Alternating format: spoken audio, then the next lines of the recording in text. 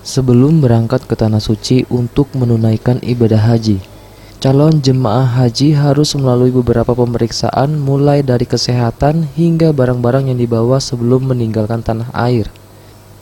Berdasarkan ketentuan, penumpang yang bepergian ke luar negeri tidak boleh membawa rokok lebih dari 200 batang. Rokok yang dibawa pun harus disimpan di dalam tas bagasi. Selain itu, CJH juga tidak boleh membawa benda cair lebih dari 100 ml di dalam tas kabin dan tas paspor. Sosialisasi mengenai larangan tersebut sudah sering dilakukan oleh Bea Cukai dan pengelola bandara.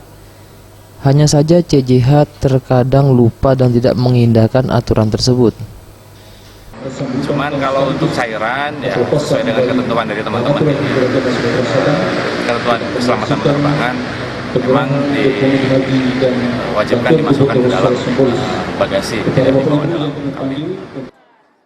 Jemaah haji asal Indonesia diminta tidak membawa barang terlarang atau barang lain dalam jumlah banyak ke Tanah Suci. Petugas imigrasi Arab Saudi tak segan menyita barang-barang bawaan jemaah haji yang dinilai berbahaya atau dengan jumlah terlalu banyak. Tim Liputan Sriwijaya TV.